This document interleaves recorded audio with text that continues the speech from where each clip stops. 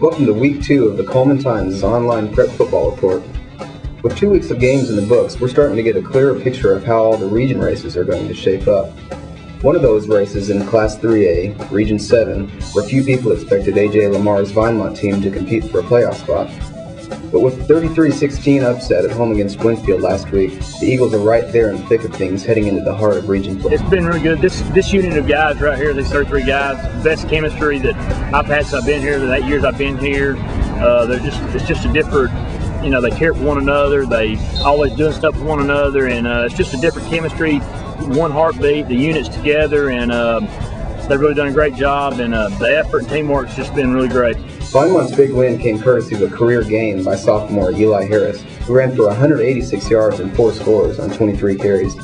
Backfield teammate Levi Rusk added 87 yards and 1 touchdown in the big win. Eli Harris had a good night, but of course he'll be the first one to tell you he couldn't have done nothing without the offensive line. Offensive line did a great job blowing off the ball. He ended up with about 180 yards rushing, and then just did a real good job finding the holes, and we just happened to the defense that Winfield was playing, just what we tried to do was just kind of give them some matchup problems, and Eli took advantage of it. And then of course Levi Rusk, our other running back, had 85 yards rushing, so I was really proud of those 2 guys, and they're very young and still learning the game, but they're working hard and wanting to get better, and that's the key. Week 2 wasn't as kind to Holly Pond, which fell 33-20 to Susan Moore despite taking a 13-7 first quarter lead. But in the span of 3 third-quarter minutes, the visiting Bulldogs turned that 6-point deficit into a 14-point lead. Yeah, last week we came out well. Our kids really responded well, and our game plan, we were kind of executing that about as well as we could do that. And then we have a punt return.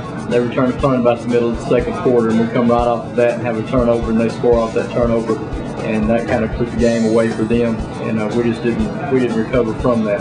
Putting points on the board wasn't a problem for Fairview, which left Douglas Friday night with a 65-34 win thanks to 7 touchdown passes by junior quarterback Trent Hardeman. Those 7 scores tied a state record set by, among others, Hardeman himself, who matched the feat last season against Holly Pond.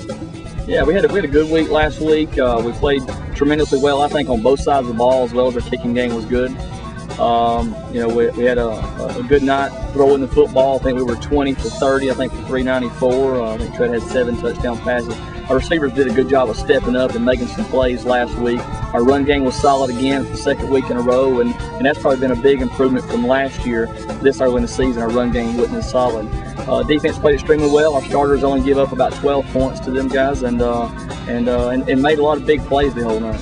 But I couldn't do nothing. I mean, I'm basically the smallest part. It starts out. I mean, the line does a great job every week. I think I've only got hit probably twice this whole year, and that's good on their part. I mean, I got plenty of time, and anybody can pick a defense apart if they have as much time as I do.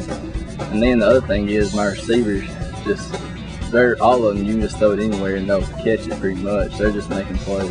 This week, Aggies coach George Redding hopes for more of the same as Fairview hosts Priceville in another Class 4A Region 7 showdown. Well, this week, this team plays a lot of the stack defense, which is exactly what we run defensively, and they bring a lot of pressure. And so we see that every day, and we've seen it for 3 weeks during the preseason. So that's nothing new to us. But now they do run a lot more man coverage than we've seen. So I think it's going to be it's going to be something we're going to really look to make sure we protect very well, and make sure we go through our progressions very good and a lot faster, and get the ball off quicker. We're not going to have a whole lot of time to sit around in the pocket this week. Here's a look at the rest of Week 3's prep football action.